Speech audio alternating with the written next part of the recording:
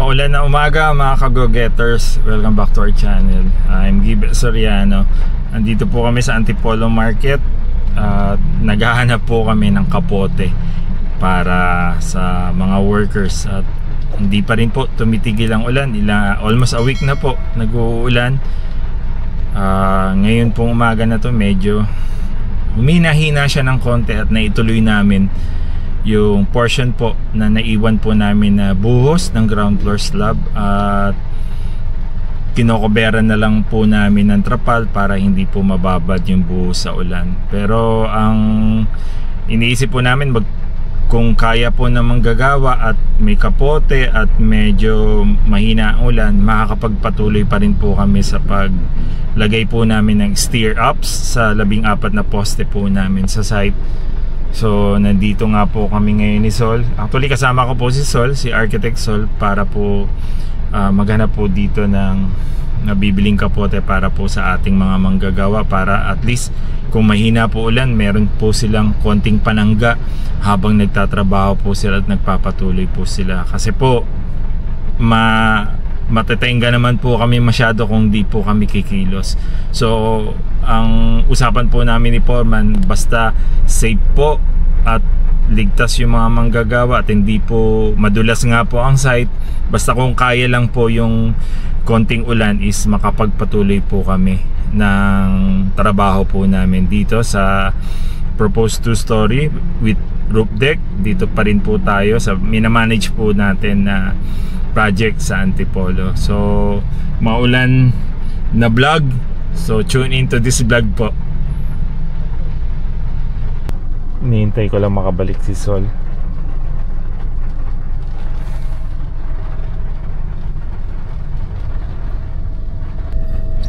(10:41) ng umaga, pero para ng hapon na dahil madilim pa rin.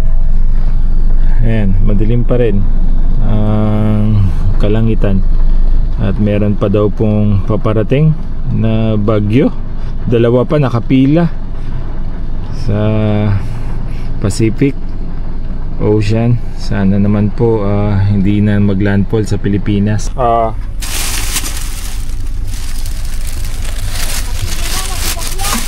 Kaya na to, Sol. Ito na yung mga kapote.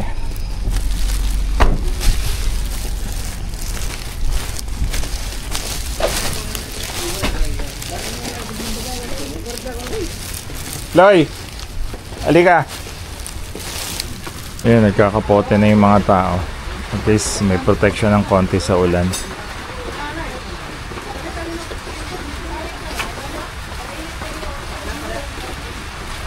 Ikaw pwede magay ka pa. Tingin sa iyo, Loy, oh. Babad ka sa ulan, baka maubuhin ka. Suotin mo na, Loy. Kayong dalawa ni John Ray, yung long sleeve.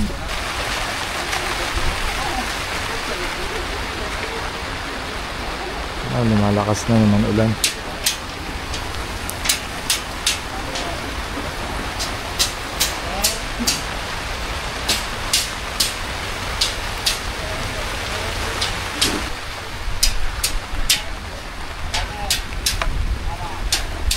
Alright, success! May mga kapote na mga manggagawa. Ayan na ang ulan. Uwi na muna kami at sumasakit ulo ni Sol. Ayan na. At least kahit medyo konti yung ulan, makakatrabaho pa rin sila. Alright, let's go, Ryoda. Uwi muna tayo.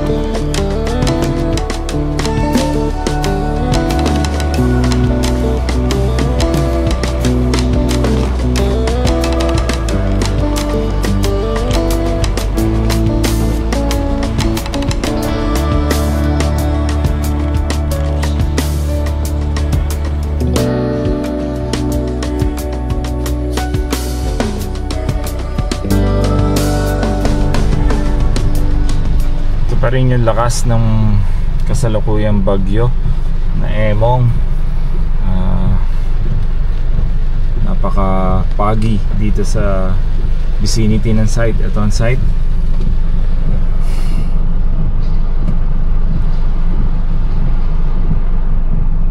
Nakakapote yung mga tao natin. Yung kaya lang nilang gawin, yun lang ang kinikilusan, yung paglagay ng steer ups sa mga poste. At sobrang na-late na rin kami sa siguro almost 2 weeks to 3 weeks na kami na delay on schedule sa dapat naming kilusan sa trabaho namin dito sa site. May mga nakapila pang bagyo sa papunta dito sa Pilipinas. So sana lang sa mga darating na linggo gumanda-ganda ang panahon, bumuti-buti siya kahit humina ang ulan para makahabol kami sa mga hindi namin na accomplish na trabaho dito sa site.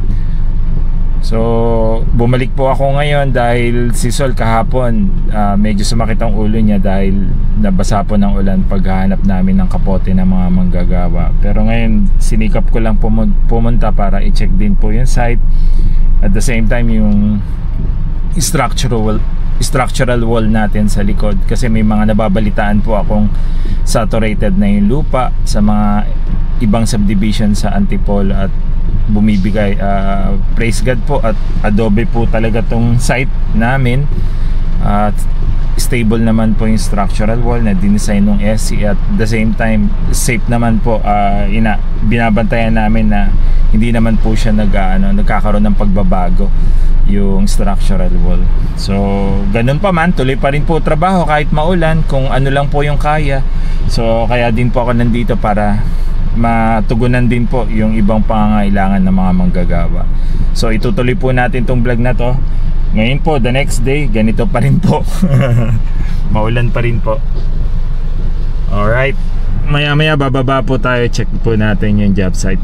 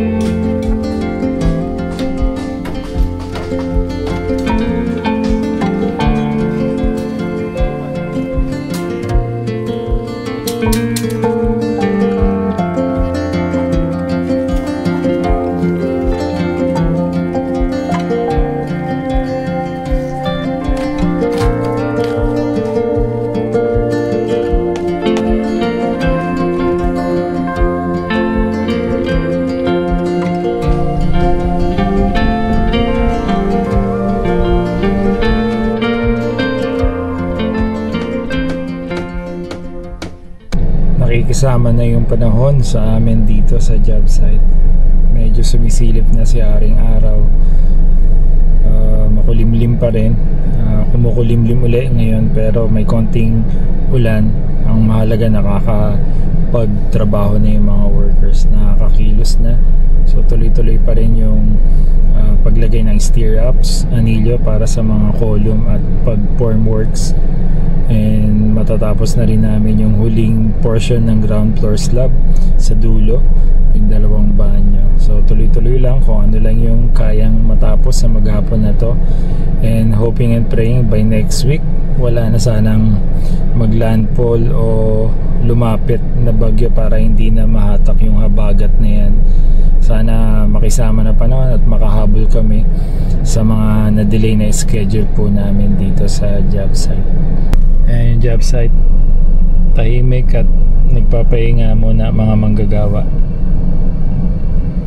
Ayan ang panahon ngayon, medyo maliwanag na dun, konting maulap-ulap na kalangitan na lang.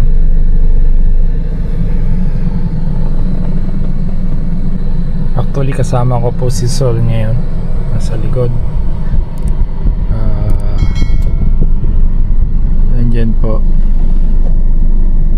dyan po ang office niya.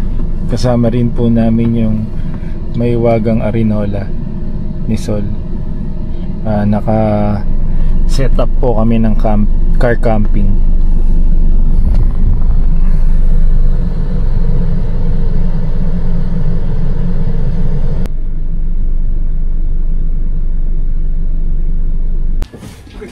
Ito na naman ang kalaban, dumidilim na naman.